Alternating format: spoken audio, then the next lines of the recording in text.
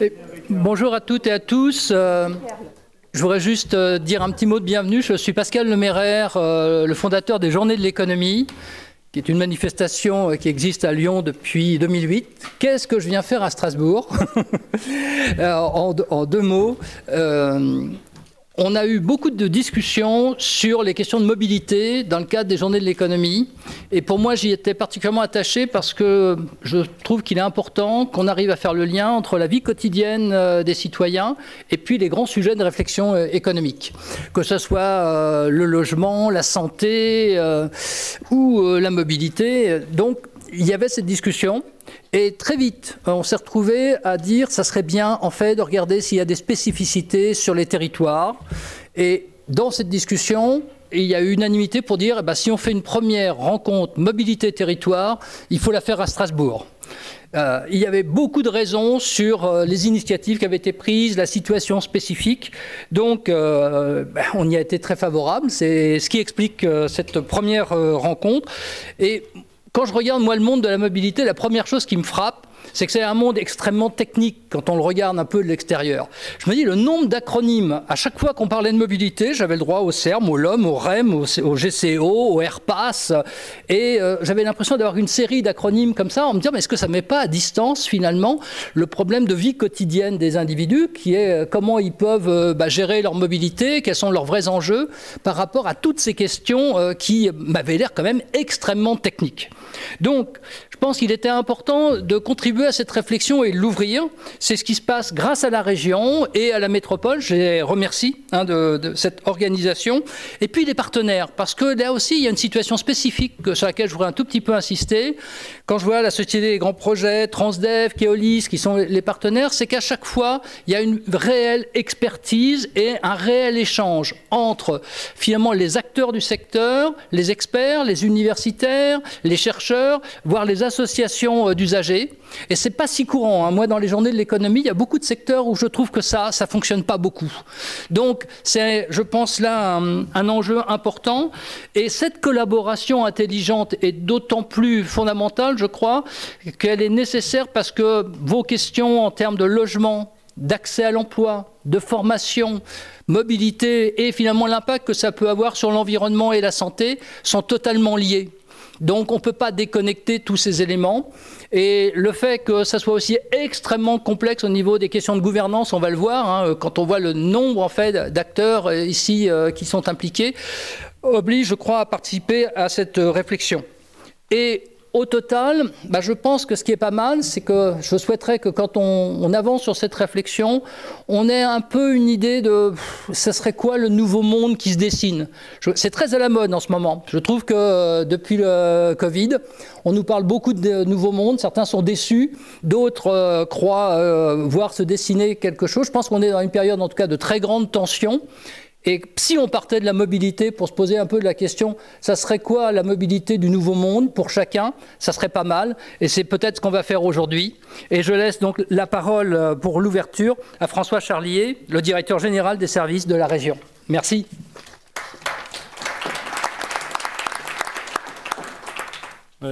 Bienvenue dans le nouveau monde. Alors, c'est assez étonnant, c'est un peu structuré différemment. Merci à tous les connaissances que j'ai autour. Alors d'habitude, quand on intervient, là, ici c'est l'extrême droite, je précisais. C'est assez marqué. Alors c'est vrai qu'actuellement, j'espère qu'ils ne seront pas autant majoritaires. C'est une position personnelle que ce que je peux voir actuellement. Alors, en ce moment, on est dans une période d'une tension financière. J'ai fait avec Julien Becquerl, qui est le DGA en charge des mobilités, pas plus tard qu'il y a 2 heures, une réunion avec le président, la première vice-présidente, le vice-président en charge des mobilités, le président de la commission mobilité, sur comment faire des économies dans le champ des mobilités. C'est pas tout à fait la même thématique, mais je reprends le mot économie par rapport à ça et au premier degré. Et c'est bien en ce moment avec cette tension financière, et pourtant en même période où nous sommes en tension financière très très forte. On parle plutôt de tension financière où nous cherchons des centaines de millions d'euros pour la région Grand Est. C'est quand même très important par rapport, et on ne sait pas vraiment ce qui va se passer par la suite. Et on n'a jamais eu autant de projets. On n'a jamais eu autant de projets, on n'a jamais eu autant de trains, merci Madame la directrice régionale, qui roulent actuellement, plus 10%, un peu plus de 10% sur un an, c'est énorme. Hein. On n'a jamais eu autant de projets parce qu'il y a cette dynamique, que ce soit déjà dans les TER, 200 000 passagers, plus 10%. Vous avez certainement entendu que en région Grand Est et à Strasbourg, il a été tenté le premier M de France. On a avancé en marchant. Et même si au début, on a fait la une des journaux sur toutes les difficultés, c'est une vraie réussite. C'est une vraie réussite, ce qui se passe à Strasbourg. Et ça partage de ce développement et de cette nouvelle forme, en fin de compte, de ville, de territoire que l'on peut avoir. La région, elle est aussi engagée sur les transports routiers. Alors on a un président qui est très sensible à la question environnementale. C'était d'ailleurs son portefeuille. Et pourtant, on est allé, je crois, première région de France à l'expérimenter pour reprendre un réseau routier de 525 km. Tous ceux qui connaissent la RN4, en triste état. Hein. On y va. On avance et on a envie de remettre sur pied, il n'y a pas de bonnet rouge dans la salle, en fin de compte l'éco-contribution, ce qui devrait nous permettre d'amener le meilleur service et dans le même temps en diminuant le maximum les transports routiers. Ça peut paraître un petit peu étonnant de reprendre cette compétence, mais c'est bien la volonté aussi de retravailler par exemple pour développer le fret sur les territoires, le fret qui a été un peu abandonné ces derniers temps par l'État, ces derniers temps, je parle d'il y a 20 ou 30 ans. Nous sommes aussi engagés sur la mise en concurrence. La mise en concurrence de notre réseau ferroviaire. C'est un point assez important. Il y a plusieurs régions qui le sont. On ne sait pas encore exactement. On sait que la SNCF, c'est déjà un ensemble très puissant, mais aussi très compliqué. Ce qu'on va mettre en concurrence va nous amener aussi sur des domaines où on va avancer en marchant avec un champ alors qui n'est pas ma spécialité et Julien vous en parlera beaucoup mieux. Lui il est ingénieur des ponts, moi je suis du génie rural, donc vous pouvez le comprendre, je n'irai pas aussi loin que ça dans les dossiers, mais on va aller sur des champs, on peut complètement innover en regardant d'ailleurs ce qui a été fait de l'autre côté de la frontière où cette mise en concurrence a été un peu plus développée qu'en France dernièrement. Et enfin aussi, on est aussi bien sûr en action sur les mobilités douces. Alors le budget de la région Grand Est, c'est un peu plus d'1,5 milliard sur les mobilités. La part sur les mobilités douces, elle est beaucoup plus importante qu'on ne le croit, mais en plus elle est en interaction avec tout ce que je viens de dire. Comment sur les transports routiers, comment avec les gares on peut travailler sur des mobilités douces, c'est principalement l'enjeu que nous avons en région Grand Est. Là vous êtes à Strasbourg, c'est un peu un laboratoire de tout ce qui peut se mettre en place et je pense que les collègues de l'Eurométropole, et je pense que le président de l'ADEUS va vous en parler, c'est un laboratoire, mais ce laboratoire on veut aussi le mettre à peu près sur tous les territoires, y compris dans la Meuse. Vous avez bien compris que la logique dans la Meuse, que ce soit sur le développement autour du ferroviaire, autour du vélo, autour des transports routiers, avec des populations qui évoluent fortement. À Strasbourg, on est encore dans une population jeune et on va se poser la question si une mobilité sur une population du Grand Est qui vieillit à vitesse grand V, avec une population jeune qui diminue à vitesse grand V.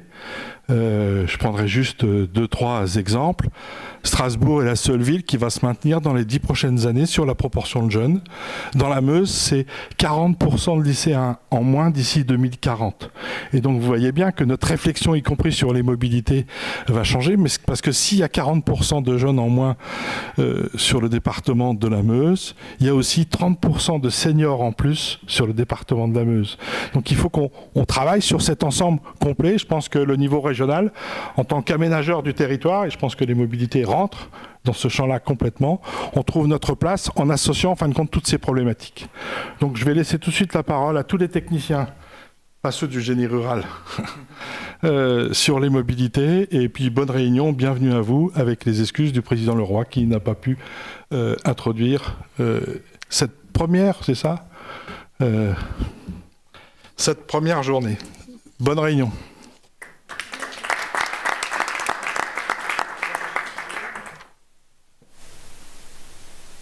Bonjour, je suis Sophie Fay, je suis journaliste au Monde et je suis ces sujets de mobilité depuis à peu près 2 ans et demi maintenant. Et je suis très heureuse de participer à cette table ronde puisqu'on a eu un petit coup d'accélérateur sur les mobilités quand Emmanuel Macron a parlé des Serm. Et au même moment, on s'est rendu compte qu'il n'y avait rien de nouveau puisqu'il y avait à Strasbourg le REM qui existait déjà. Et donc on a espéré que la déclaration du président de la République allait donner un coup d'accélérateur en donnant des financements. Et aujourd'hui, on attend toujours les financements. En revanche, les projets, eux, ont continué à avancer. Donc ça va être très intéressant de débattre entre nous pour comprendre comment on peut continuer à les soutenir. Est-ce qu'ils peuvent avoir une existence même si il y a moins de financement public que ce qu'on espérait. Alors pour parler de tout ça, nous allons avoir 2 tables rondes. La première a été organisée par Dominique Bureau, qui est économiste, qui est un grand spécialiste des questions climatiques, qui est aussi un des grands spécialistes des transports à la Société des Grands Projets, qui était l'ancienne Société du Grand Paris, et qui sera construite autour du thème de la gouvernance. Comment prendre le temps d'aller vite, c'est-à-dire comment prendre le temps de bien s'organiser pour construire des solutions pérennes. Et puis la seconde, on parlera plus de la décarbonation en réfléchissant à comment passer de la voiture au vélo, au transport en commun. Et si simple, cette deuxième table ronde a été préparée par Jean Coldefy qui anime notamment un think tank qui a été créé par Transdev et qui fait aussi beaucoup de travaux académiques, et un think tank qui s'appuie sur des données récupérées par les bornages des téléphones d'Orange qui sont très très riches, et je pense qu'il nous en parlera. Alors tout de suite, pour la première table ronde, je vais donner la parole à Dominique pour qu'il nous en fixe le cadrage général. Je vous rappelle son titre: Comment prendre le temps d'aller vite, quelle gouvernance pour construire les solutions. Merci beaucoup, merci pour l'invitation, et merci, je pense, pour cette idée effectivement de démultiplier les échos sur ces thématiques de mobilité, où je pense qu'on a besoin d'avoir du dialogue entre économistes et l'ensemble des différents acteurs qui interviennent dans ce champ. Donc, pour introduire cette première table ronde, ce que je dirais, c'est que je crois que la loi de 2023 sur les services express régionaux métropolitains est une loi consensuelle. Je crois qu'elle a été votée très largement, tout le monde s'accordait sur les intentions. Alors, elle reflétait sans doute des insatisfactions plus ou moins partagées sur certains aspects des offres actuelles de transport public. Je pense que surtout, elle tirait une leçon de l'épisode des Gilets jaunes, à savoir l'absolue nécessité de proposer des solutions alternatives pour décarboner les mobilités du quotidien, et notamment en zone périurbaine. Et aussi l'idée que sur ces thématiques de mobilité du quotidien, il fallait avoir une vision élargie, plus métropolitaine que ce qu'il y avait antérieurement. Bon. Au-delà de ce consensus sur les intentions, assez vite on tombe sur beaucoup de difficultés pour passer des intentions à la réalité, et qu'on trouve dans les questions de financement qui viennent d'être évoquées par Sophie.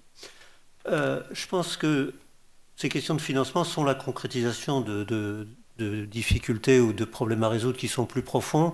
Et quand on regarde les commentateurs qui s'intéressent aux conditions de succès des Serm, on voit 2 lignes de réflexion. La première, c'est celle que M. Charlier qualifiait peut-être un peu négativement des techniciens du transport, qui insistent sur les besoins d'optimisation des projets, la nécessité de respecter un certain nombre de fondamentaux, notamment le fait que les infrastructures de transport public sont des infrastructures lourdes qui nécessitent des flux suffisamment massifs pour pouvoir dépasser leur point mort pour faire vite. Et puis à l'opposé, la vision des politistes qui, eux, insistent sur la fragmentation des gouvernances et qui insistent sur le besoin de décloisonnement entre transport et aménagement. Et forcément, on a envie de les attendre. Moi, j'ai en tête le cas de Singapour, où l'agence d'urbanisme, elle est aussi agence transport, et aussi de trouver des gouvernances au bon niveau territorial, puisqu'ils ne recoupent pas, qui ne recoupent pas exactement les différentes échelles d'autorité qui existent aujourd'hui. Dans le débat public, ces deux lignes de réflexion ont tendance à mettre en scène leurs oppositions. Moi, je crois que ce qui est important, c'est plutôt de les voir comme quelque chose de complémentaire. En effet, la capacité à optimiser les projets, elle dépend de la gouvernance. S'il n'y a pas des bonnes incitations à chercher des solutions pour le bien commun, c'est pas très surprenant qu'on puisse dériver vers des éléphants blancs. Et le problème qu'il y a derrière ça, c'est le problème qu'on a pour tous les cas de biens publics, ce qu'on appelle nous le problème du passager clandestin. Dès qu'il y a un bien public, on aimerait ne pas payer son ticket et bénéficier du service en espérant qu'il y en a d'autres qui le feront à la place, quoi. Et ça marche pas. Et on a besoin de trouver des solutions où chacun a envie de faire plus parce que l'autre fait plus et qu'on en tire profit, etc. Et donc il faut construire ces coopérations. Donc l'optimisation et la construction des coopérations vont évidemment de pair. De l'autre côté, les idées sur la gouvernance qui consisteraient simplement à tout intégrer, ce serait plus simple, sont très factices parce qu'on voit bien que souvent ça ne fait que déplacer les problèmes de coordination entre structures à des problèmes de coordination au sein des structures qui ne sont pas forcément mieux résolus. Et par ailleurs, il y a des fois où avoir des structures qui ont des missions bien claires, ça facilite aussi les choses. Et de même, en matière d'échelle territoriale, il y a un intérêt à avoir des choix qui soient pris à proximité des publics concernés, et donc on ne peut pas simplement grossir et tout intégrer. Donc on voit bien qu'on a besoin d'articuler ces deux lignes de réflexion, et pour les articuler, je crois que ce qui saute aux yeux, c'est qu'on n'a pas de solution unique, c'est des sujets qui sont très complexes, et donc on a besoin de regarder au cas par cas, et en essayant de comprendre comment ça se passe. Et l'objet de cette table ronde, c'est un peu d'aborder ces questions de gouvernance en partant du terrain, des problèmes, des expérimentations, et c'est pour ça qu'on est ici aujourd'hui, pour bénéficier à la fois des expérimentations strasbourgeoises et du contexte transfrontalier qui peut aussi amener à avoir une vision un peu différente. Et donc l'idée, c'est que si on veut progresser, c'est pas avec des arguments d'autorité dans l'une ou l'autre ligne de réflexion qui se justifient, mais c'est pas comme ça qu'on pourra trouver les solutions. Voilà, donc voilà, je vais peut-être m'arrêter là. Voilà, pour aller plus loin, nous sommes avec 4 experts. Julien Beckerle, vous êtes directeur général adjoint chargé des mobilités à la région Grand Est. Nathalie Picard, vous êtes professeure à l'Université de Strasbourg et au laboratoire Beta, et donc vous allez nous expliquer tout à l'heure comment les modèles peuvent permettre de mieux concevoir ces transports et à la fois les conséquences que leurs évolutions ont sur l'urbanisme et le logement. Pierre Laplane, vous êtes responsable de l'agence d'urbanisme, donc ça nous fera 2 visions du terrain. Et Jérôme Galland, vous êtes le directeur adjoint des transports territoriaux à la Société des grands projets. Et vous intervenez, vous nous expliquerez, dans toute la France maintenant, au départ de Paris et dans toute la France pour travailler sur les SERM. Julien Beckerle, je vais vous passer tout de suite la parole pour que vous nous parliez de la spécificité de cette région, qui a quand même 3 SERM, dont un des plus avancés, donc celui de Strasbourg. Merci, ouais. Alors j'avais prévu quelques planches, je ne sais pas si c'est... en tout cas, ce serait le moment de pouvoir les projeter. Déjà, bienvenue à Strasbourg à tous, et c'est avec plaisir, comme le disait François, qu'on vous accueille ici. Effectivement, merci d'avoir introduit ça sur les SERM qui sont aujourd'hui mis en place. Je souhaitais déjà, une fois que la carte va s'afficher, pouvoir partager avec vous quelques constats au-delà de ceux qui ont été présentés par François Charlier sur la densité de l'offre ferroviaire qui est déjà produite par la région Grand Est. Au passage, pour les néophytes du sujet, la région, en gros, sa compétence en matière de mobilité, c'est avant tout une compétence d'autorité organisatrice des transports et une capacité de financeuse. Donc c'est nous qui décidons, entre guillemets, et finançons, puisqu'il faut parler d'économie, l'offre en transport express régional.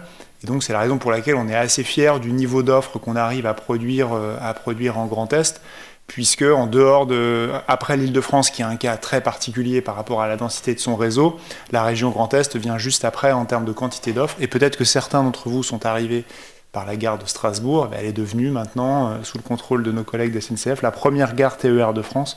Donc c'est pour dire un peu le niveau des flux.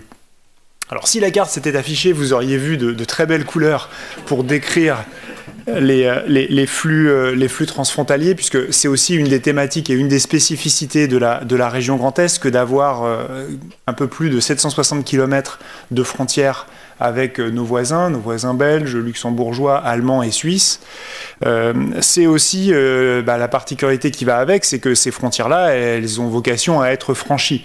et elles sont franchies par presque 1 million de personnes chaque jour, 850 000 personnes qui font les trajets dans un sens et dans l'autre de la frontière, à destination ou en origine du Grand Est. C'est donc une particularité très importante, avec des polarités bien connues, en tout cas du territoire, et ça me fera le lien avec les 3 sermes que je vais pouvoir vous détailler dans la suite. La première, c'est une polarité très importante le long de l'axe de la Moselle vers le Luxembourg, avec une population d'à peu près 130 000 personnes aujourd'hui, travailleurs frontaliers. Évidemment, plus de personnes si on ajoute les déplacements plus occasionnels. Ah bah voilà, parfait. Donc là, vous voyez, ce sont les flux en vert. Merci beaucoup. Ce sont les flux en vert que vous pouvez voir sur la carte. On a aussi évidemment, là vous pouvez le voir, et avec une polarisation importante autour de Strasbourg, mais pas uniquement quand même, c'est vraiment une espèce de continuum aussi sur le nord de l'Alsace. Des échanges très nourris avec nos voisins allemands, évidemment. Et puis sur le sud de la région, des échanges là aussi très intenses avec la grande agglomération de Bâle et la région de Mulhouse. Tout ça pour vous dire que je vais vous parler de manière assez concrète en vous donnant les exemples, notamment en termes de gouvernance, de ce qu'on met en place sur les 3 sermes qui sont en projet ou qui sont déjà développés. Je vais commencer par celui de Lorraine-Luxembourg, avec donc, pour le coup, un exemple de gouvernance qui passe d'abord par le cofinancement entre 2 États et avec la région d'infrastructures. C'est-à-dire qu'on a fait le constat que sur cet axe, qui en gros suit la vallée de la Moselle, entre Nancy, Metz et le Luxembourg, un besoin très conséquent de déplacements très polarisés vers Luxembourg-Ville, mais quand même avec des échanges importants entre les agglomérations en chapelet le long de cet axe Nancy, Metz et Thionville. Et donc une forme de coopération et une forme de gouvernance avec nos collègues luxembourgeois qui passe par un protocole entre les 2 pays qui a pu être signé et qui a permis d'investir, enfin qui prévoit en tout cas un investissement de 440 millions d'euros qui vise à faire ce que les franciliens connaissent comme étant un RER, puisque aujourd'hui on a un TER qui passe toutes les 10 minutes, on aura demain un TER toutes les 7 minutes 30 avec des TER de niveau, donc quelque chose de vraiment capacitaire à l'image, encore une fois, d'un RER. Donc ça, c'est la première brique de gouvernance qu'on a pu poser sur Lorraine-Luxembourg. Alors évidemment, avec la Société des Grands Projets et SNCF Réseau et Gares et Connexions, les études se poursuivent et le travail se poursuit pour rajouter des briques supplémentaires autour de ce projet, et notamment au travers de cette gouvernance qui, encore une fois, devra intégrer le côté transfrontalier et franco-luxembourgeois qui est rappelé ici par ce protocole. Ensuite, si on suit les flux des échanges, on peut passer donc ça je pourrais y revenir s'il y a des questions et des précisions sur les flux, mais on peut passer au cas de Strasbourg. Alors je laisserai Alain Youn, qui va intervenir lors de la prochaine table ronde, vous parler peut-être, s'il le souhaite, de l'intégration avec la ville de Kiel, qui est aussi un bel exemple de gouvernance partagée. Mais en tout cas, là, sur Strasbourg, voilà.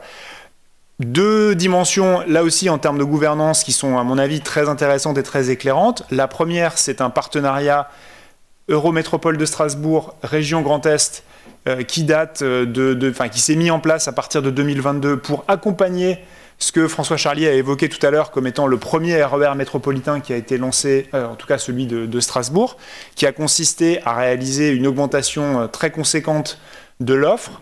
On était sur une augmentation le week-end de quasiment 80 à 100%, globalement une augmentation d'offre de 20%. Quand on connaît le niveau de densité de la gare de Strasbourg et de l'offre qui était déjà existante, on mesure à quel point c'est un bouleversement et c'est un choc. Et donc là, la gouvernance qui s'est mise en place, c'est un partenariat financier au sein duquel la région et l'EMS ont cofinancé à 50-50 les développements d'offres et notamment les déficits de fonctionnement, parce que si on parle d'économie, il faut aussi reconnaître que le transport public, ça coûte de l'argent, et donc ça nécessite une subvention de soutien à ces investissements. Et puis pour la région, un soutien sur différents types d'investissements qui contribuent à renforcer l'intermodalité, notamment autour de la gare routière, autour d'aménagement vélo, autour de l'Eurométropole. Et puis la deuxième dimension qui là pour le coup est vraiment transfrontalière de ce RER métropolitain, de ce SERM, c'est l'achat, donc là on passe sur une autre forme de gouvernance et de coopération, l'achat en commun avec nos 3 voisins des Landes de Baden-Württemberg, de la Sarre et de la Rhénanie-Palatinat, de trains transfrontaliers. Donc vous en avez la photo ici, puisque les matériels commencent à être livrés et commencent à circuler, en tout cas en France, pour développer des offres cadencées. Alors d'abord avec nos voisins du Bade-Württemberg à Offenbourg, où les échanges sont très importants, on le voyait tout à l'heure sur la carte, avec un objectif d'une desserte à la demi-heure, et puis avec des offres à l'heure ou aux 2 heures vers les villes de Karlsruhe et de Neustadt, au nord de Strasbourg. Là aussi, pour intégrer vraiment cette dimension partenariale, le choix qui a été fait, et là, en tout cas la modalité de gouvernance, c'est le passage d'un marché commun avec ces 4 autorités organisatrices. Donc vous pouvez déjà un petit peu sentir la complexité qu'on a dans les négociations avec les Allemands. Donc c'est certes une difficulté du projet, mais ça en fait aussi tout l'intérêt et toute l'attractivité par rapport à l'offre qu'on peut proposer.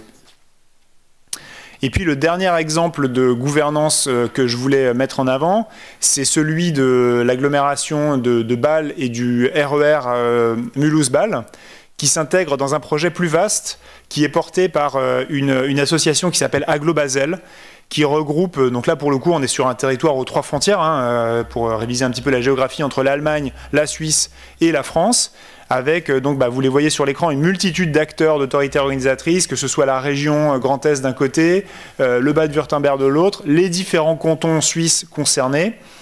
Et donc tout ça sous la houlette d'une société de projet qui est en cours de création, qui va exploiter un RER qui va traverser Bâle et offrir une desserte très performante entre Mulhouse, Bâle et plus loin Liestal, donc la banlieue sud-ouest de Bâle.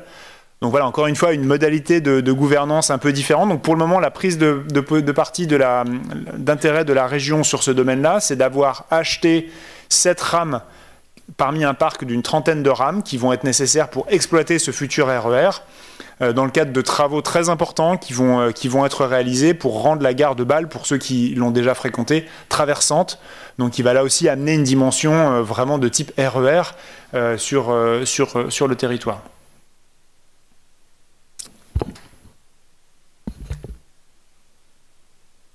À chaque fois que vous créez une société de projet avec vos voisins, ou quand vous travaillez avec vos différents voisins, c'est des structures juridiques ad hoc qui sont imaginées pour l'occasion, ou il y a des structures européennes qui existent pour prévoir ces coopérations? Alors aujourd'hui, on n'a pas de modèle préétabli et prédéfini de structure de gouvernance. Comme je le disais, c'est assez souple et ça s'adapte aux cas de figure. On va dire de la plus intégrée dans le sens où on va avoir une société commune, je pense que c'est le RER de Bâle, où il y a des accords entre les opérateurs pour mettre en place cette offre, vers le cas de Strasbourg, où là on est plutôt dans une espèce de groupement de commandes où chaque autorité organisatrice va payer au train kilomètre la production qui est faite, jusqu'à un mode de partenariat entre 2 États, pour investir dans l'infrastructure. Donc on a vraiment des modalités de gouvernance un peu différentes. Pour autant, vous avez raison de signaler que l'étape d'après, ça va être une association et une gouvernance plus étroite des autorités organisatrices, surtout si on pense au-delà de l'offre qui est produite, des rabattements, des coordinations d'horaires, de choses qui peuvent aller au-delà. Mais ça, je pense que ça doit faire partie des études qui sont lancées dans le cadre des CERM, dont on attend les résultats pour cet été. D'accord. Merci beaucoup. Nathalie Picard, je vais vous passer la parole. Donc, vous êtes une spécialiste des modèles LUTI. Vous allez nous expliquer comment ça fonctionne. Et l'idée, si j'ai bien compris, c'est une fois qu'on a mis en place cette offre de transport, ça a des impacts sur la manière dont l'activité s'organise sur le terrain, ça a des conséquences et vos modèles permettent d'essayer de les prévoir à très long terme. Et donc, je vous laisse nous expliquer comment ça fonctionne. Oui, alors si on peut avoir les transparents. Ouais. Donc on est à cette première table ronde et l'idée c'est vraiment de commencer par les constats avant les solutions. Déjà, quel est le besoin en fait. Et donc, l'idée, c'est de répondre à la question de savoir si c'est possible, comme vous le disiez un peu, d'analyser, voire, si possible, de prédire ce que seront les effets structurants des projets de transport sur l'aménagement du territoire. Et ces effets structurants vont être à court, à moyen et à long terme. Et c'est un petit peu à ça que répondent les modèles LUTI. Donc pour ça, il faut commencer par comprendre et quantifier les interactions qui existent entre les transports, la localisation des ménages. Tout à l'heure, on parlait des logements, qui constituent l'un des grands enjeux dans la région de Strasbourg, comme un petit peu partout en France. La localisation des entreprises et des autres activités. Et puis ça va interagir aussi avec le marché de l'immobilier, le marché du travail et, in fine, le développement urbain. Donc, pour pouvoir évaluer les politiques de transport, ça c'est ce qu'on va pouvoir faire ex post, une fois que la politique a été mise en place. Et puis, pour pouvoir les optimiser ex ante, c'est-à-dire savoir quelle est la meilleure politique à mettre en œuvre, il faut déjà commencer par analyser et quantifier les rôles respectifs des différentes politiques de transport, mais pas seulement, d'autres politiques telles que les politiques d'aménagement. Et dans le cas du Grand Paris Express, il y a eu beaucoup de politiques d'accompagnement en même temps que le réseau de transport, parce que c'est ça qui rend les politiques de mobilité beaucoup plus efficaces. Et donc, il faut voir comment ça interagit avec les décisions des individus, des ménages, des entreprises et des autres parties prenantes. Donc l'idée, c'est que dès qu'on va mettre en place une politique de transport, donc par exemple un SERM, on peut s'attendre, et on le souhaite, à ce que ça ait des effets boule de neige. Et donc ces effets, ce sera pour pouvoir... ces effets boule de neige, les modèles LUTI vont permettre de les comprendre, de les analyser et... donc pourquoi est-ce qu'on a ce genre d'effet boule de neige? La mobilité, on se déplace, pourquoi? On se déplace principalement pour aller travailler, et on a parlé tout à l'heure de travailleurs transfrontaliers. Donc ces déplacements domicile-travail dans la région vont être beaucoup entre plusieurs pays. On peut se déplacer aussi pour étudier, déposer ses enfants à l'école ou faire des trajets un petit peu moins réguliers. On va aussi choisir comment on se déplace. Quand on va mettre en place un SERM, l'idée c'est d'améliorer les déplacements par les transports publics, mais ça va aussi avoir des effets de ce qu'on appelle le transport modal. L'idée, c'est aussi de décongestionner un petit peu la route. Si on permet aux gens de bien se déplacer par un RER métropolitain, ça va décongestionner aussi le réseau de transport privé. Donc ça, c'est les effets à court terme.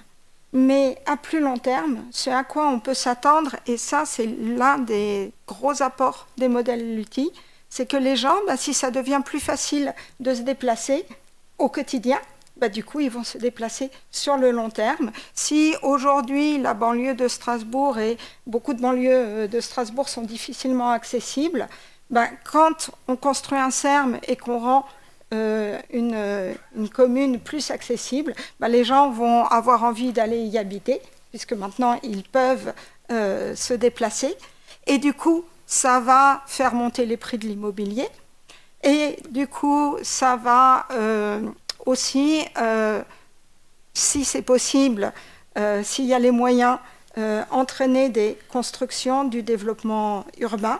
Et donc c'est tous ces effets boule de neige qui peuvent se dérouler sur plusieurs décennies que permettent d'analyser les modèles LUTI. Et une fois que tout ce développement a lieu, que les ménages et les entreprises et toute l'activité économique vont se déplacer, ça va avoir un effet sur le marché de l'immobilier, je l'ai un petit peu évoqué, donc les prix qui explosent et dans la limite des possibilités de nouvelles constructions. Et ça va aussi avoir des effets sur l'économie locale, sur le marché du travail et en particulier sur les salaires. Donc l'enjeu des politiques de mobilité, ce sera d'induire un cercle vertueux pour pouvoir faire que toutes ces transformations de la mobilité et du développement urbain se fassent de façon harmonieuse et qu'elles puissent servir les citoyens aussi bien en zone urbaine qu'en zone rurale. Merci beaucoup. Et là, quand vous avez mis en place, ou quand vous mettez en place ces modèles à Strasbourg, vous les utilisez pour les 3 sermes ou pour un serme en particulier Alors, le modèle, pour l'instant, il est en place dans la région parisienne et il a beaucoup tourné pour la Société du Grand Paris pour évaluer différents projets de transport. Sur le Grand Est, ça reste un projet. Il n'est pas encore en place. Alors, dans la salle, il y a Youssef qui travaille dessus. Et donc, il lui reste encore 2 bonnes années pour arriver à le mettre en place dans la région de Strasbourg. Et pour ça, ça nécessite beaucoup de données. Et pour l'instant, il nous en manque encore une bonne partie. D'accord. Donc là, vous avez les financements, Non, pas vraiment de financement, c'est pour ça qu'on est encore qu'on est très lent. D'accord. Mais on espère avoir des financements. Et quand, dans ce que vous avez fait comme travail sur le Grand Paris, qu'est-ce que ça a donné comme exemple, par exemple, ou comme résultat qui n'était pas prévu, que le modèle a permis de faire ressortir, qui n'était pas intuitif? Pendant qu'elle cherche sa carte, je vais donner quelques éléments, puisque c'était nous un peu les commanditaires. Il se trouve que le projet de nouveau métro à Paris, Grand Paris Express, est un projet en anneaux. Or, l'expérience qu'on avait sur les RER dans la région Île-de-France était uniquement des RER radio. Et donc, la question qu'on avait, c'était qu'est-ce qui se passe sur l'aménagement urbain avec un projet en anneaux par rapport à ce qui se passe quand on a des projets radio. Voilà, c'était ça la question qu'on se posait. Et notamment, la question qui était posée, c'est est-ce que ce projet en anneaux va concourir à la maîtrise de l'étalement urbain? C'était ça la question qui était dans la loi de 2010. Et donc, on était challengé par l'autorité environnementale, le public, etc., d'apporter, enfin, de documenter dans quelle mesure ces effets en anneaux seraient favorables à la maîtrise de l'étalement urbain et par quel mécanisme. Il ne suffisait pas de l'affirmer, quoi. Vous voulez compléter, Nathalie? Oui, en fait, il y avait juste, si on peut revoir. Voilà.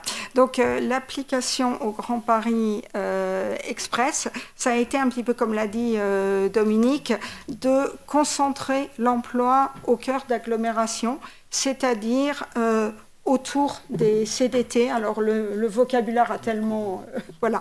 Donc, en gros, la première couronne. Donc, ça, c'est surtout l'emploi qui se localise le premier à proximité donc du réseau qui a été développé. Puis, ça entraîne une concentration, alors moins forte, un petit peu plus diffuse, des logements autour de ces CDT à une... Pardon ? Oui, donc c'est les nouveaux pôles, effectivement.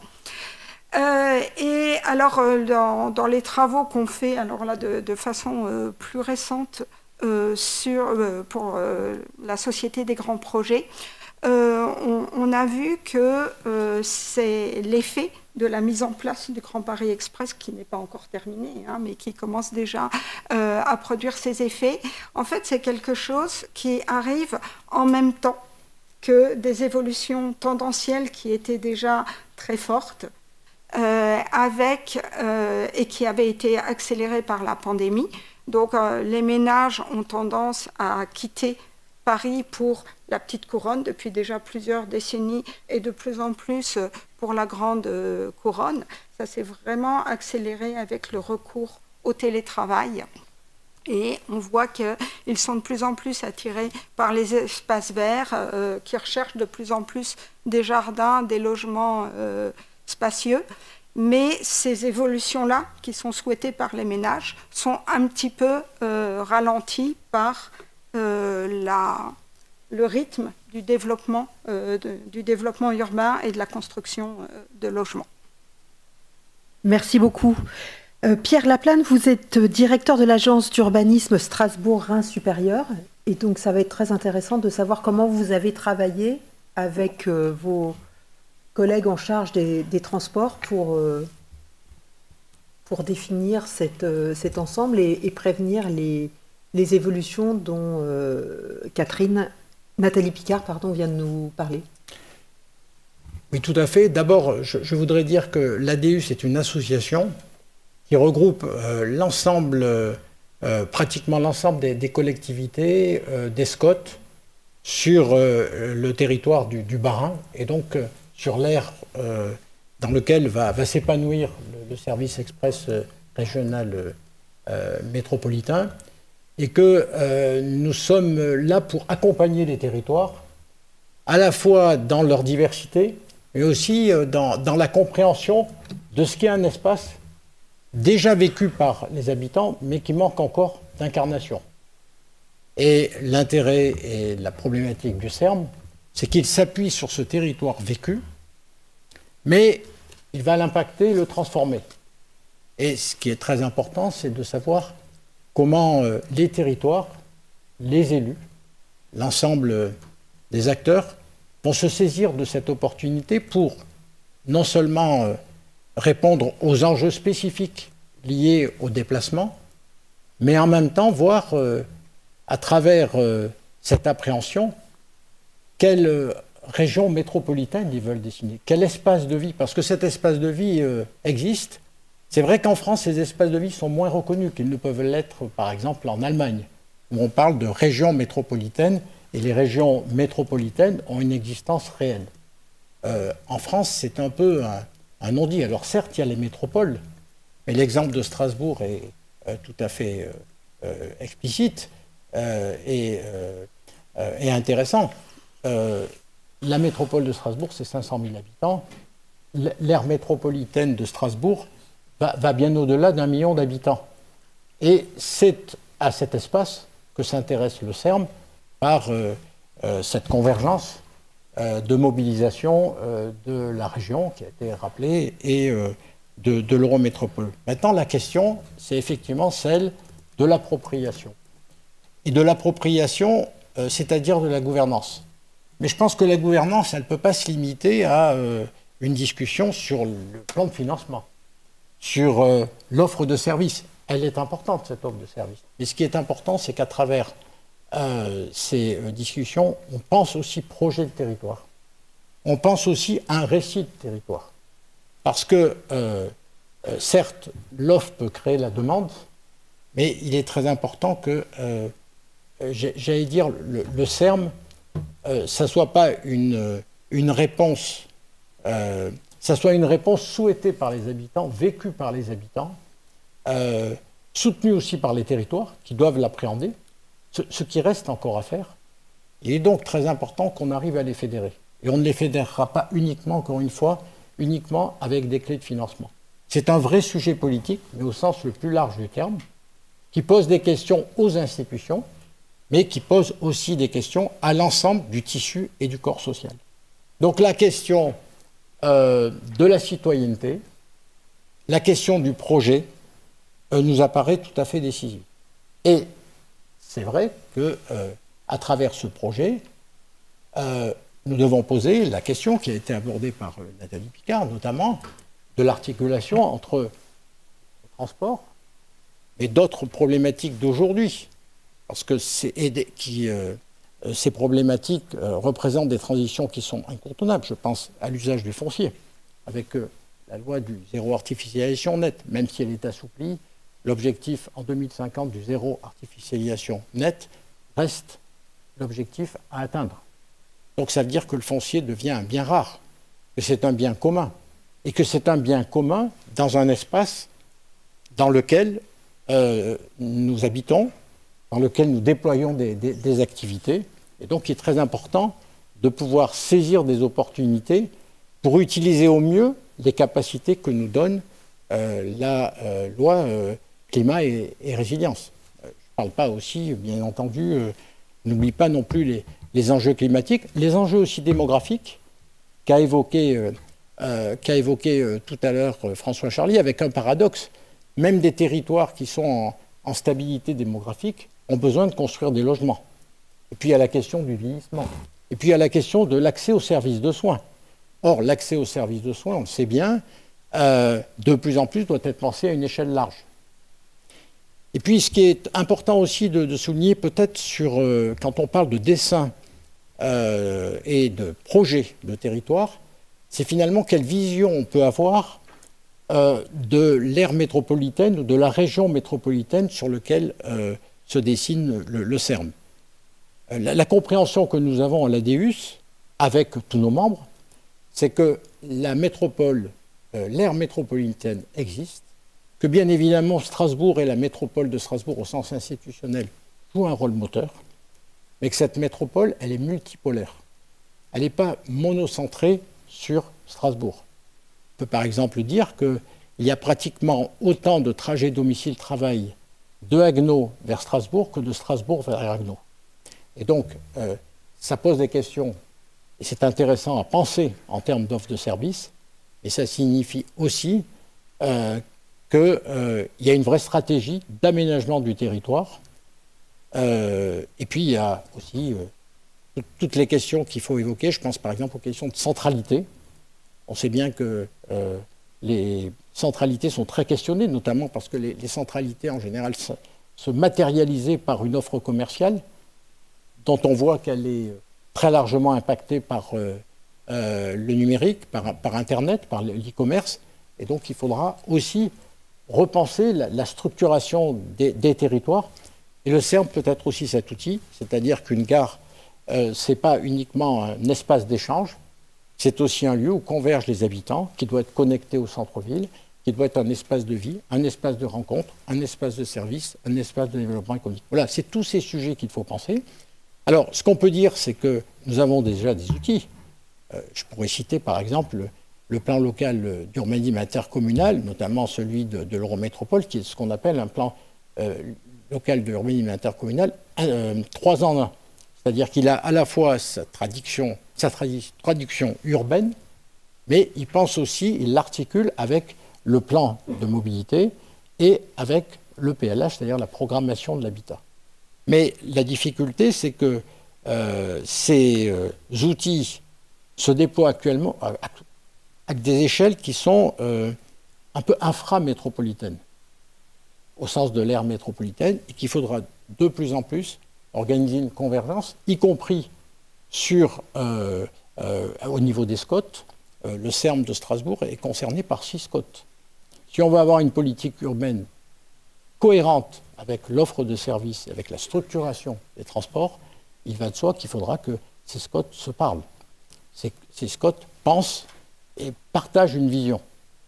Voilà un peu comment nous pensons, j'allais dire, la façon dont on peut se saisir de l'opportunité du CERM et en même temps faire en sorte que le CERM ne disfractionne pas le territoire, mais qu'il le structure. D'accord, Nathalie Picard parlait d'effets sur l'immobilier, notamment sur les prix et tout ça. Vous en voyez déjà ou il faut combien de temps pour voir, voir ces effets-là? Alors, sur l'immobilier, peut-être pas encore tout à fait, mais par contre, ce que je peux dire, j'ai rencontré, dans le cadre de mes activités, le maire de Saverne qui me disait il y a 3-4 ans, je voyais un promoteur par an. Maintenant, je suis sollicité chaque semaine par des promoteurs. Donc, il y a de fait déjà un mouvement qui s'amorce.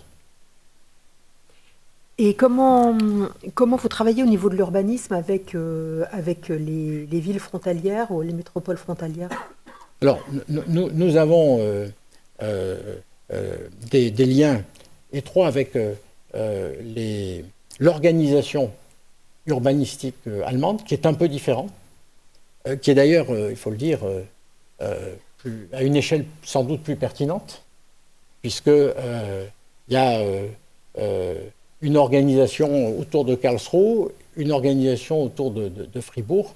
Donc on a des régionales fermantes, des associations, mais qui touchent aux questions urbaines, mais avec lesquelles nous avons des relations, nous avons des échanges, et nous participons aussi à l'élaboration du projet de territoire du Rhin supérieur, qui structure l'ensemble de cet espace, qui va de Bâle jusqu'à Karlsruhe. Parce que ce qui est important de dire, c'est qu'il n'y a pas un espace métropolitain, il y a un ensemble, il y a une complexité.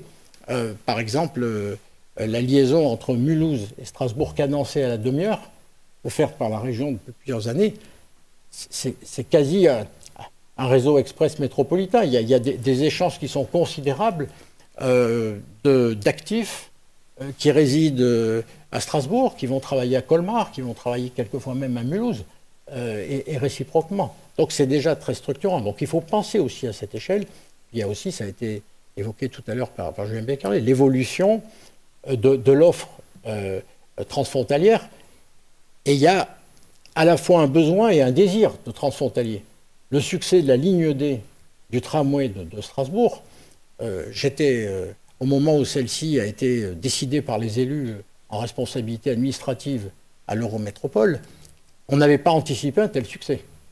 Le succès a été au-delà de ce qui avait été prévu. Mais parce qu'il y a à la fois des besoins et des envies. D'accord. Et je pense que ça sera pareil. Je veux dire, les fonctions métropolitaines, on découvre aussi à travers que les fonctions métropolitaines, elles ne sont pas que concentrées sur Strasbourg.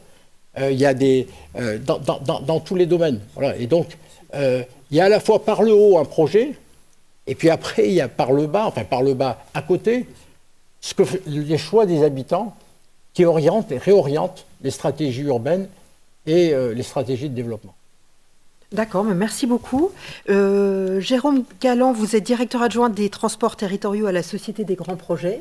Donc, cette Société du Grand Paris créée en 2010 pour financer le métro en anneau.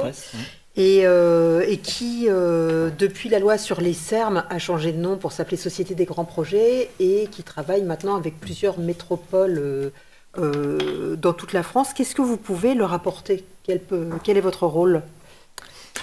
Alors, en effet, merci. Donc, la société, donc initialement du Grand Paris, a vu donc son nom changer et ses compétences évoluer avec cette loi dite loi sur les SERM du 27 décembre 2023. Peut-être juste avant de répondre à votre question, redonner un panoramique un peu global des SERM, où on en est aujourd'hui, où en est cette loi.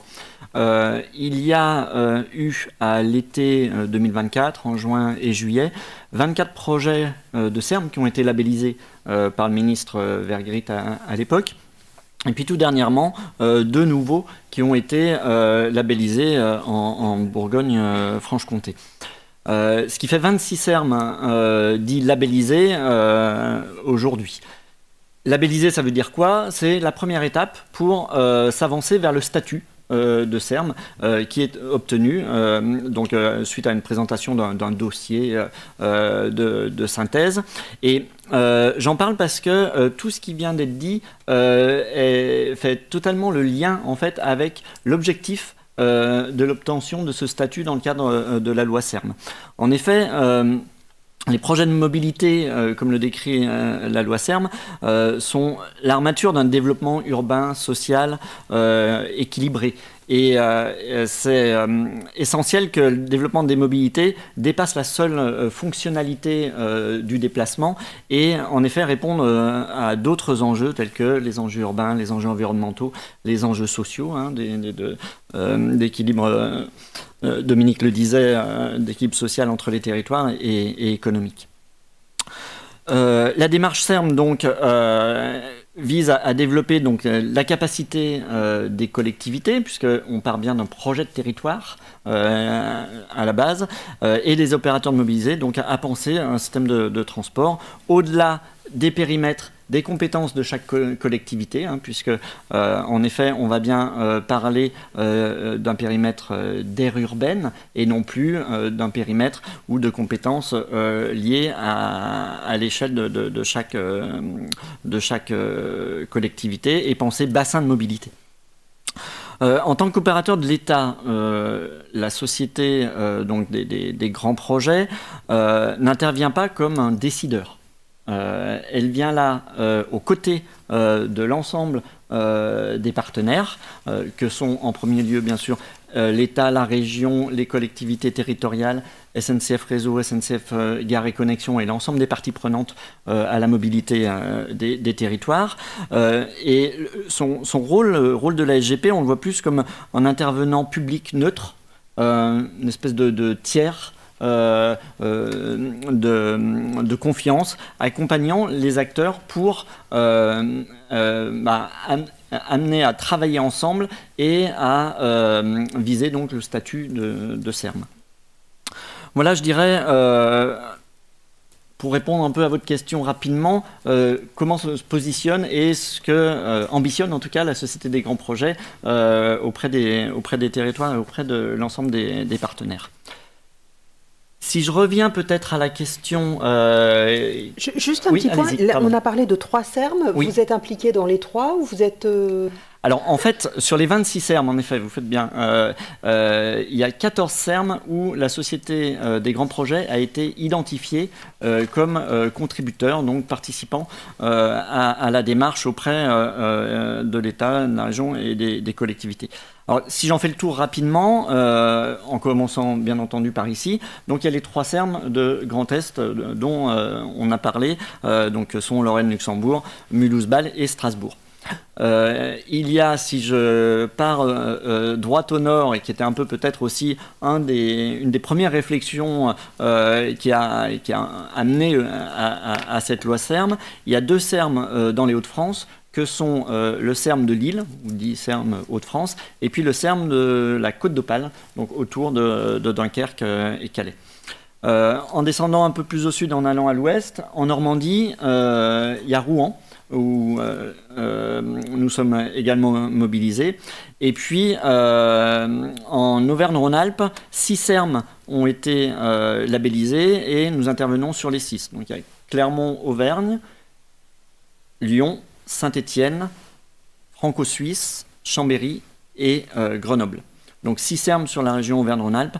Et enfin, pour arriver aux 14, 2 en région Occitanie, que sont Toulouse et Montpellier. Donc 14 sur 26, il y en a 12 autres, hein, je le disais, 2 petits nouveaux, entre guillemets, Dijon-Besançon, Orléans-Tours, Nantes et un SERM Bretagne. Et dans le sud-ouest, on a Bordeaux et Basque-Hollandais. Et dans la région sud, les 4, Avignon, Aix-Marseille, Toulon et Nice. Voilà un peu le panorama global. Sur ces 14 SERM, donc 13 sont démarrés, sur lesquels intervient la SGP. Seule la Côte d'Opale est encore en discussion avec les différents partenaires locaux. D'accord. Et sur le Grand Paris, vous avez eu un rôle essentiel de financeur, puisqu'il y avait eu un impôt, enfin il y a un impôt dédié qui a permis à la SGP de s'endetter pour financer ce projet et le tenir presque dans les temps, presque. Est-ce que sur ces SERM où vous intervenez, notamment les 3 SERM de la région Grand Est, vous aurez aussi ce rôle de financeur ou c'est un rôle différent? Alors, en fait, la loi SERM, pour l'obtention du statut, pose des bases assez claires. Dans la phase de préfiguration qu'on a commencé par exemple en région Grand Est, mais dans les 14 autres SERM aussi, enfin plutôt 11 autres SERM que je citais, on vise avec l'ensemble des partenaires à donc concrétiser un premier pilier qu'on appelle le schéma d'ensemble, un peu à l'image de ce qui a pu être fait sur le Grand Paris Express. C'est-à-dire c'est quelle est l'ambition des services qui sont visés au sein du territoire en termes de mobilité, aménagement. Donc en fait, le quoi du projet CERM, de quoi on parle. Le deuxième pilier, c'est le schéma de gouvernance, donc qui fait directement le lien avec notre question d'aujourd'hui, c'est-à-dire qu'une fois qu'on aura bien défini le projet, eh bien, comment on va le piloter entre les différents acteurs qui ont pu être cités jusqu'à présent. Et enfin, le troisième pilier, c'est le plan de financement. Donc, on travaille en effet avec l'ensemble de nos partenaires. Et puis, alors, si je prends l'exemple de la région Grand Est, on a un fonctionnement, chaque région, ou chaque CERM plutôt, je vais dire, a son fonctionnement un peu spécifique. En région Grand Est, il a été décidé par l'ensemble des partenaires de créer une équipe de préfiguration, une équipe multicompétences, donc avec la région, avec SNCF Réseau, SNCF Gare et Connexion, l'État bien entendu, et puis la SGP. Et c'est cette équipe qui travaille sur ces trois piliers à construire ce dossier. Donc on arrive, une fois, enfin la première étape de ce qu'on a décidé de faire au sein du CERM, on arrive sur les questions rapidement derrière, en effet, de comment on va piloter ce projet et puis comment on va le financer. C'est vraiment les trois briques sur lesquelles on va travailler. Enfin, on travaille actuellement. Sur la capacité de financement de la SGP, la loi donne la possibilité que la SGP contribue, participe au financement des projets.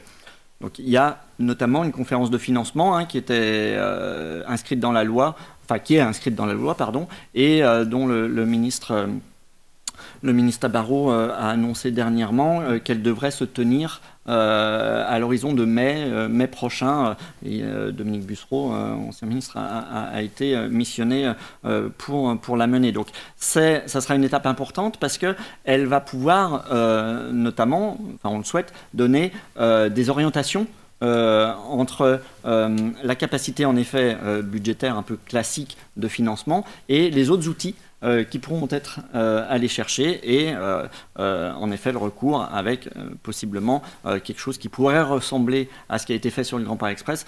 Le Grand Paris Express étant encore un cas assez particulier puisque l'intégralité du financement est portée par des taxes spéciales affectées, différents types, on va dire.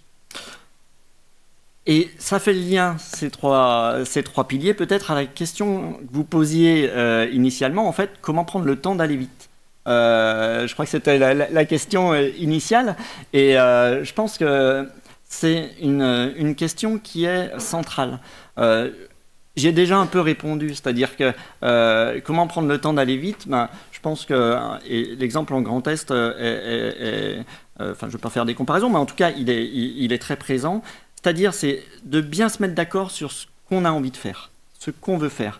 Le projet de transport, le projet de mobilité, mais aussi le projet de territoire. Mais j'y reviendrai plus tard, tout ce qui va avec, c'est-à-dire le dialogue territorial qui a été mis en place, notamment sous l'égide de la région, mais par l'équipe de préfiguration sur les trois CERM Grand Est.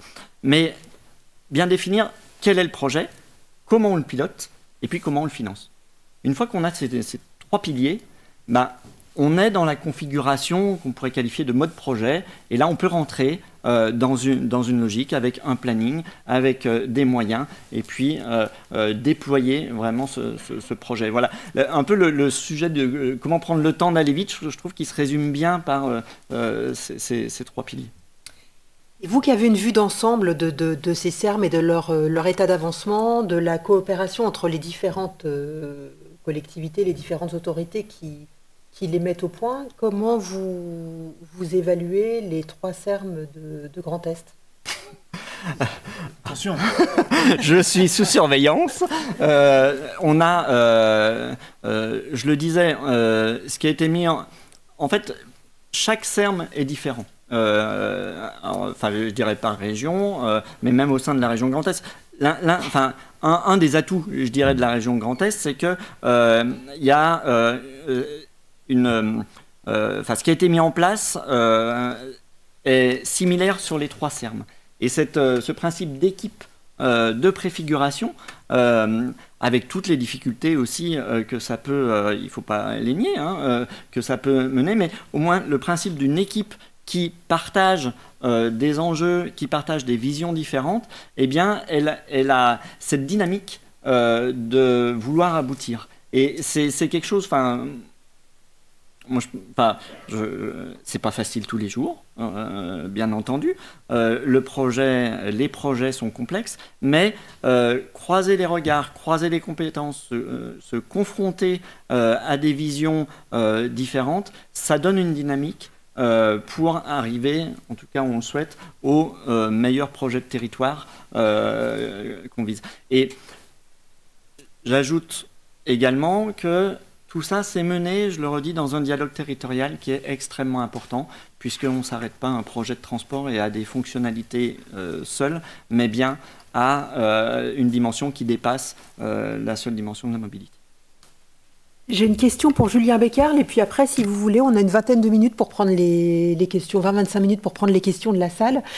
Julien, vous qui voyez ce qui se passe chez nos voisins, souvent on idéalise un peu le modèle suisse en matière de transport et de consensus politique. Vous voyez aussi le modèle allemand, luxembourgeois et même le modèle belge un peu plus au nord.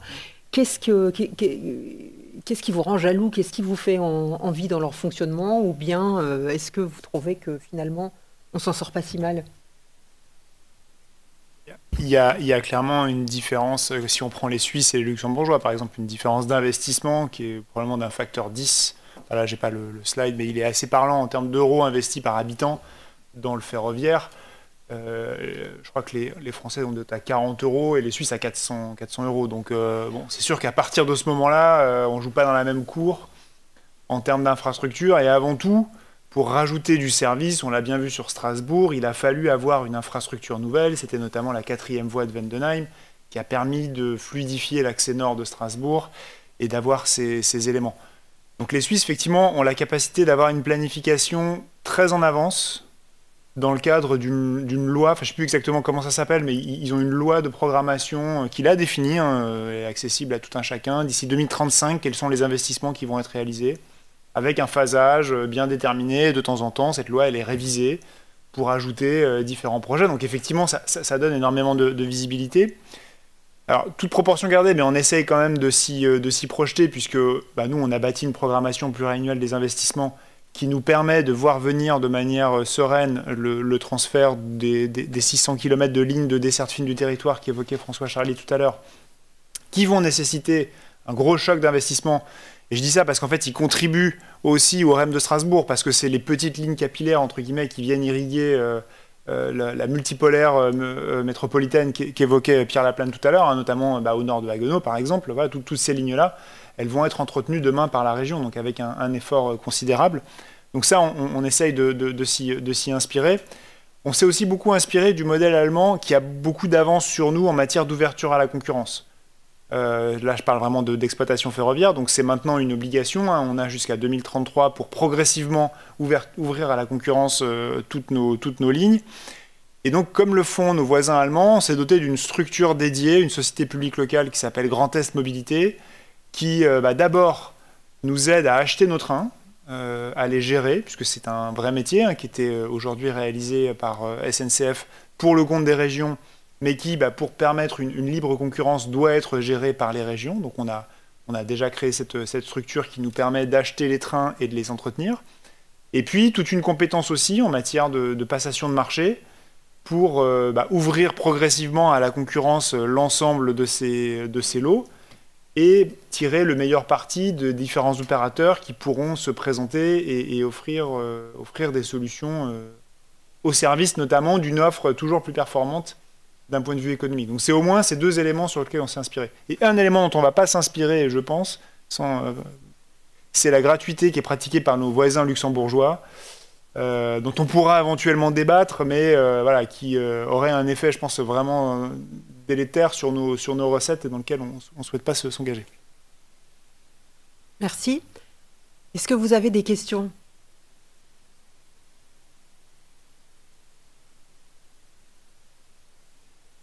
Oui, bonjour. Justement, vous lancez le sujet sur le Luxembourg et donc la gratuité de certains services. Ah, pardon. Vous présentez? Ah, excusez-moi, je ne suis pas fréquent.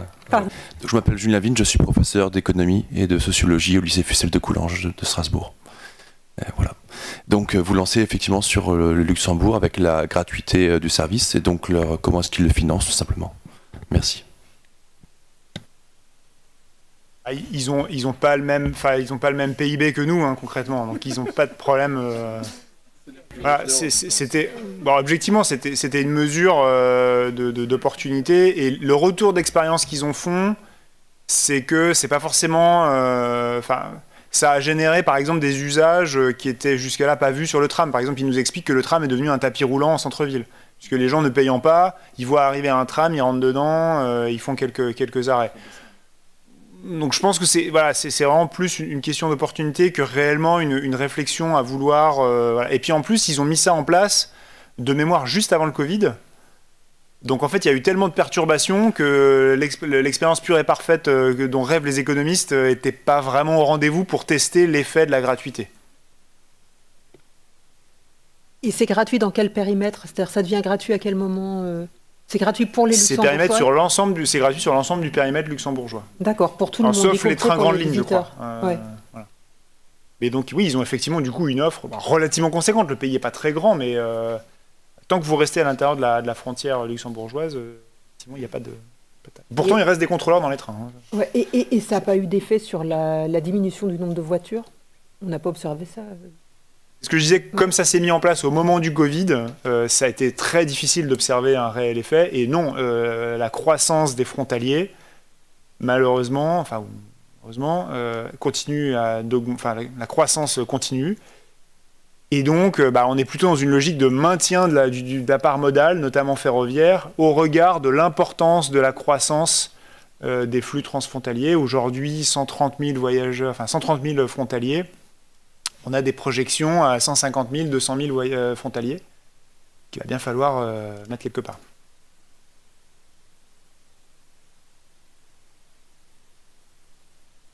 Dame. Oui, bonjour. Donc Claudine, j'habite à Lingolsheim. Et en fait, j'ai une question. Vous avez parlé des différentes parties prenantes engagées dans les projets CERM. Mais le citoyen, comment il peut être acteur? Est-ce que vous avez recherché les attentes finalement des citoyens qui vont ensuite adopter les différents transports?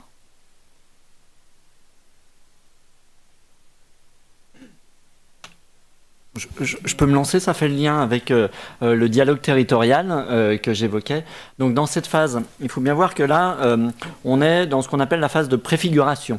Donc on va chercher à bâtir donc, le projet de CERM, la structure de gouvernance et puis le plan de financement.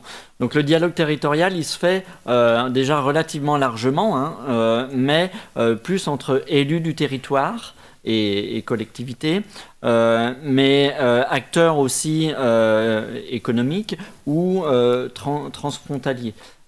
Les phases vraiment de participation du public, on les voit plus après, projet par projet, une fois le statut obtenu.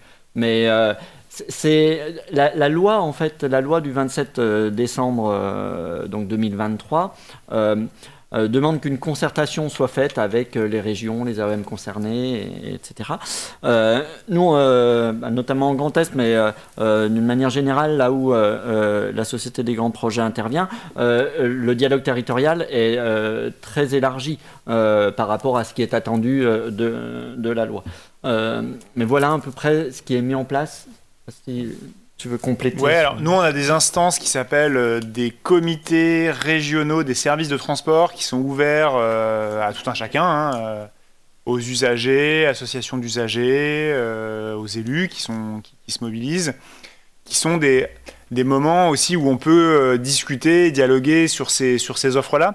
La difficulté qu'on rencontre objectivement, c'est que soit on est trop tôt, soit on est trop tard dans ces affaires. C'est-à-dire que trop tôt dans le sens où ce qui va intéresser les gens aujourd'hui, c'est quasiment d'avoir l'horaire ou de savoir est-ce que le cadencement il va être à la demi-heure à tel endroit, est-ce que telle gare va être desservie, ce qui est normal parce que pour pouvoir se projeter, c'est ce qui est plus simple. Alors que dans les phases où on en est encore aujourd'hui, on est plutôt sur des intentions de niveau de desserte et on n'arrive pas à ce niveau de finesse-là. Et puis après, trop tard, parce qu'effectivement, à partir du moment où on engage des services, du coup, on se rapproche de plus en plus de la réalisation. Et donc, c'est pas à ce moment-là qu'on est en capacité de basculer complètement d'une offre à une autre. Pour autant, je pense que ces échanges réguliers, et on va essayer de les descendre à une maille plus fine encore, qui serait plutôt la ligne, parce que c'est comme ça qu'on touche le plus d'usagers, ils sont importants pour nous, notamment pour ajuster au fil de l'eau et accumuler des expériences et des contacts. Et alors, en plus de ça, on a quand même des échanges très nourris et très réguliers avec les associations d'usagers qui sont regroupées au sein de la FNOT, donc la Fédération nationale des associations d'usagers des transports, qui sont très présents en Grand Est, avec, on a des réunions trimestrielles ou plus fréquentes que ça même, avec leurs instances, et notre vice-président est donc très régulièrement à leur contact. Oui, tout à fait complémentairement à cette réponse de Julien Beccarlet, je dirais que les agences d'urbanisme, la nôtre par exemple, peuvent aussi éclairer le débat citoyen. On n'en a pas parlé tout à l'heure, mais nous réalisons pour le compte de la région et de l'Eurométropole l'observation du réseau express métropolitain, aujourd'hui le SERM. Il est à noter d'ailleurs que cette observation a été mise en œuvre en amont de l'ouverture du nouveau service, ce qui est très important parce qu'on perd vite l'information. Et si on veut pouvoir analyser tous les impacts et toutes les évolutions permises, ou qui sont la conséquence du CERN, il est important qu'on en ait la mémoire. Et bien évidemment, toutes ces observations, non seulement sont mises à disposition de tous nos membres, mais elles sont aussi mises à disposition du grand public. Et nous organisons aussi, et d'ailleurs avec les collectivités, des conférences, des ateliers.